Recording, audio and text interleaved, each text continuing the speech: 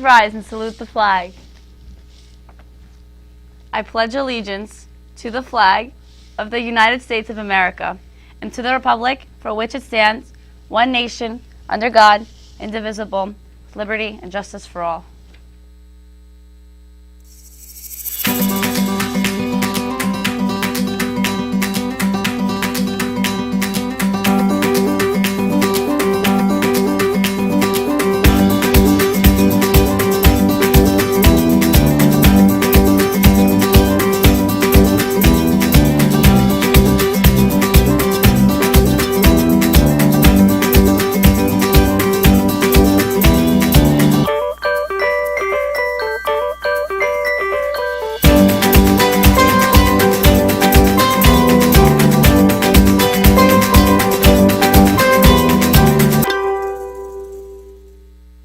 Good morning and welcome to RPtv. Today is Monday, November 22nd, 2021.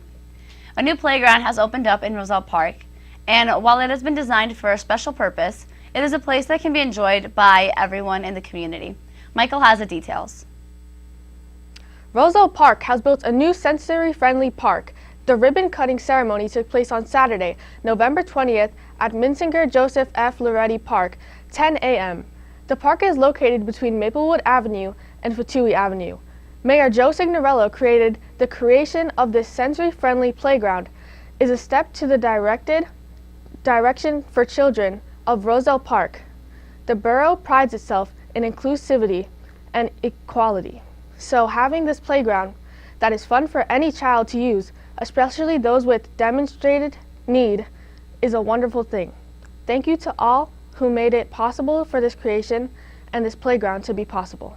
A sensory park is a park in which a sense is stimulated. This includes touch, movement, smell, taste, sight, hearing, and balance. The creation of this new playground was made possible partly by the Union County Kids Recreation Trust Fund grant. While some people can't get enough of the holidays, some people prefer to wait, and sometimes there are rules that need to be enforced and followed, especially in one Florida community. Cooper has that report. The Mofa family hired a company to decorate the yard for their Tampa home on November 6th. Days later, they received a letter notifying them that they are now face a fine for violating their homeowner association agreement. If they don't remove the lights, they could face fines of $100 a day and up to $1,000, the letter said. Mofa said he has no plans to remove the lights. That was their only availability and can't climb up on the roof myself, he said. Adding he didn't know it was against the rules to put up Christmas lights before Thanksgiving. Jeez. The holidays and the pandemic, I think the kids are wanting something that's brighter to look at, Mofa said. An attorney for the West Chase Community Association said a neighbor complained about the display, which led to community manager to investigate it, Jonathan Ellis stated.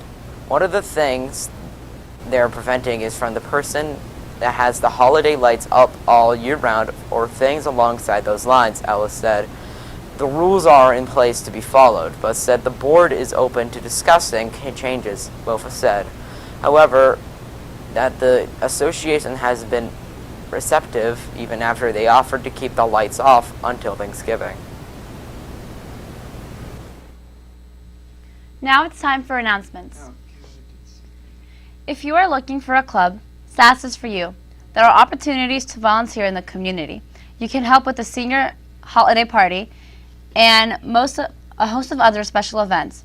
SAS meets every other Tuesday in room 5. All students are welcome. See Ms. Almanzar for details.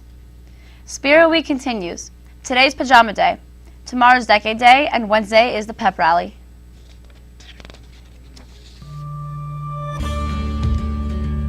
Knowing tips about fire safety can not only prevent a fire from occurring, but it can also save lives. Here are some tips for fire safety. Make sure you have fire alarms set up in your house, inside of bedrooms and sleeping areas. Test the alarms monthly. Talk with your family about a fire escape plan and practice this plan twice a year.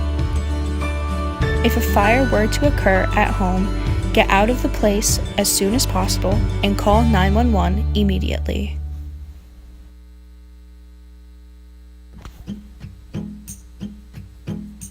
Respect is accepting everyone for who they are, even if you don't agree with them. Here are some ways to show respect. Listen to others and be present. Be kind. Be thoughtful of others' feelings. Acknowledge others. Don't be rude. Say please and thank you. Remember your basic manners. And ask someone how their day was. And always remember to treat others the way you want to be treated. Last Friday, a number of people in California thought they had hit a real jackpot as they found hundreds of dollars all over a major freeway. Of course, the story doesn't end as well as they would have liked. Michael has the details. Last Friday, drivers of an armored vehicle scrambled to grab the bags of cash that had fallen out on the Southern California highway, authorities said. The incident occurred shortly before 9:15 a.m. on the Interstate 5 in Carlsbad as the truck was headed from San Francisco to an office of the Federal Deposit Insurance Corporation. The Highway Patrol said one of the doors fell open, and that is when the bags of money fell out. Some of the bags that had fallen off of the car broken open. The money that was poured out was mostly ones and 20s. Video shows people leaping out and grabbing some of the money while laughing. Two people were arrested at the scene. and Martin warned that any others who were found to have taken the money could face criminal charges. He noted there was plenty of video taken by bystanders at the scene, and that the CHP and FBI were investigating anyone who took the money, and that anyone who took the money that was urged to bring it back to the CHP office in Vista. The authorities said they won't know how much money was taken, but a lot of money was being returned. Stay tuned. We'll be right back.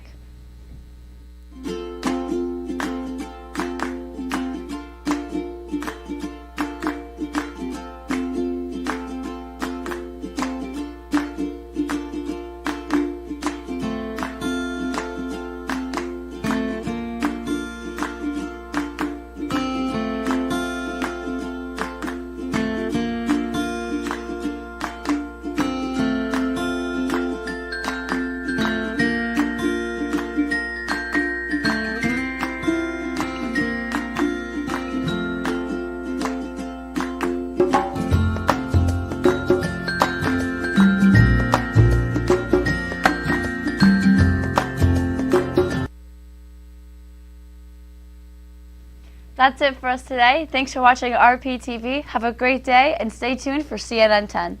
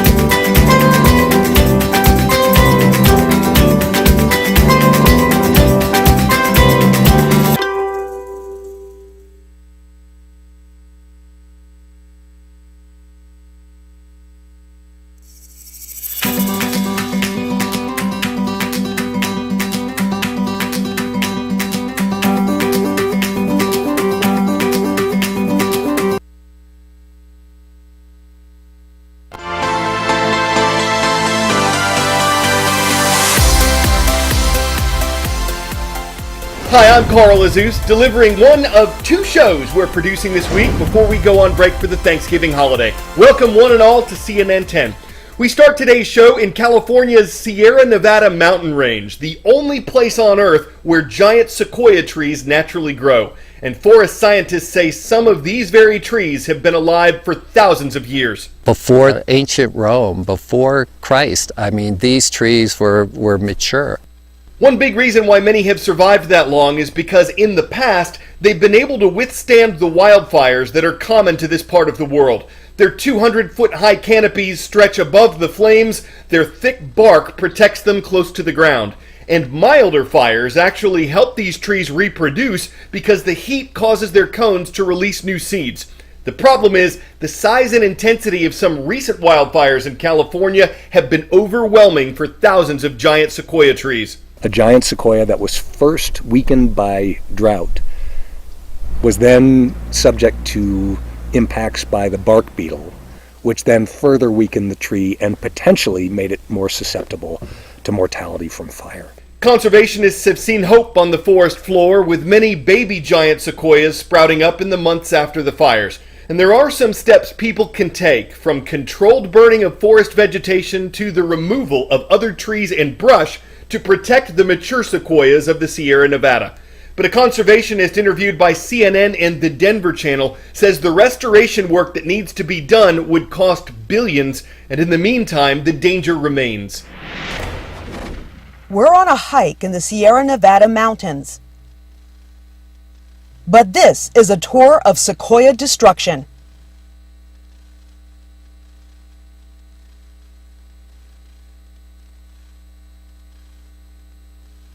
That's 3 to 5% of the remaining monarch sequoias in the world, according to a preliminary report by the National Park Service, killed in the K&P complex fire that churned through Sequoia and Kings Canyon National Parks and the Windy Fire further south.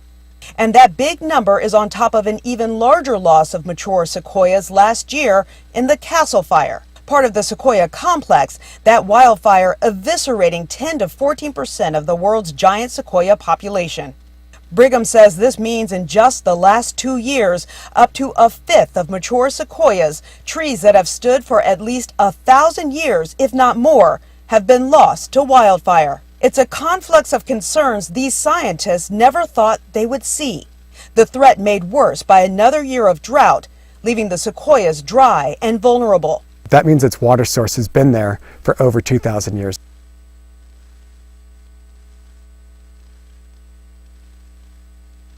But lessons learned last year helped save some sequoia this year.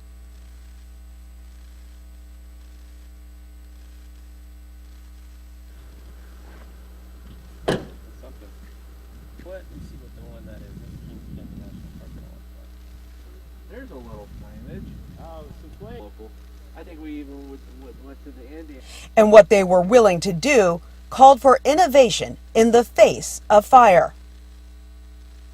From literally throwing what they could at the threat, like sprinkler systems that spray trees 35 to 40 feet in the air, and dropping fire retardant gel from aircraft into hard-to-reach groves, to extreme tree hugging, swaddling some of the world's largest trees, like General Sherman and General Grant, in structure wrap.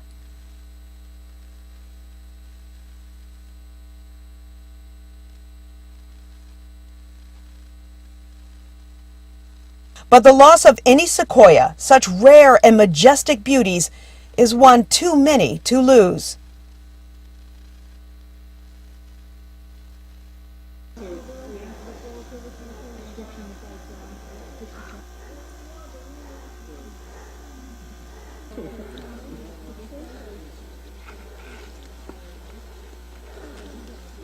Stephanie Elam, CNN, the Sierra Nevada mountains. 10-second trivia. What do Hermes, Icarus, and Vesta have in common? Are they all car models, characters in Greek mythology, asteroid names, or tire brands? Vesta was a character in Roman mythology, but these are all the names of asteroids. There's another one named Didymus zipping through space. It has its own tiny moon, what NASA calls a moonlet orbiting around it, and that moonlet will be the target of a new NASA mission. It's called DART for short. It includes a spacecraft that's set to launch sometime between this Tuesday night and February 15th. It's scheduled to near Didymos's moonlet next fall, and after it does, the plan is for a spacecraft to smash right into it. Why do this? The goal, astronomers say, is to nudge the moonlet. The Planetary Society says if all goes according to plan, the collision will push the moonlet slightly closer to Didymos and shorten its orbit around the asteroid by a few minutes. You can think of this as a type of high-tech science experiment taking place almost 7 million miles away. Estimated cost, somewhere around $320 million. Here's why NASA's doing this. It's a space story seen several times in the movies, like in the 1998 sci-fi film Armageddon.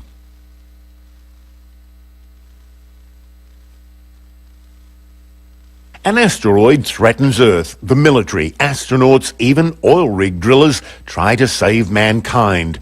Some cities don't make it, but in the end the planet survives.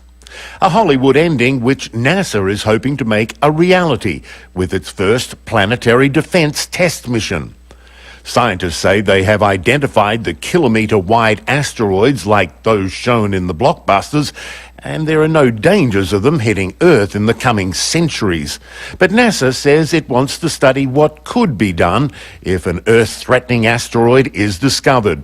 On Wednesday, it will launch a mission called DART, the Double Asteroid Redirection Test, that will send an unmanned spacecraft into space, and if successful, it won't be returning home. DART is set to launch aboard a SpaceX Falcon 9 rocket and will travel through space for the next 9 months. Its destination, a near-Earth asteroid named Didymos and its moonlet.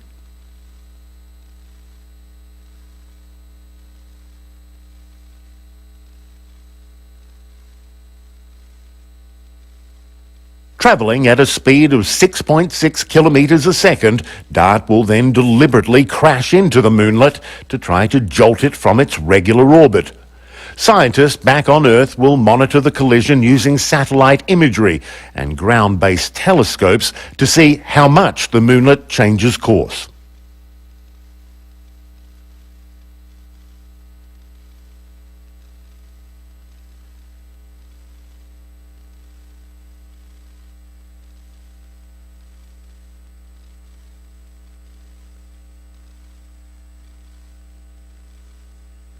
The targeted moonlet is a little larger than one of the pyramids in Egypt. NASA says there are 10,000 known asteroids that are just as big or bigger that could potentially cause major regional damage if they ever hit the Earth, although none of them are tracking this way. DART's kamikaze mission could provide life-saving data if anything ever does get too close.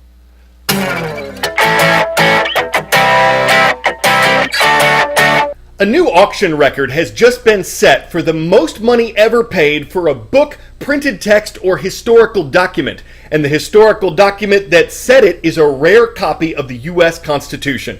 The original was handwritten and not for sale. You can see it at the National Archives in Washington, D.C.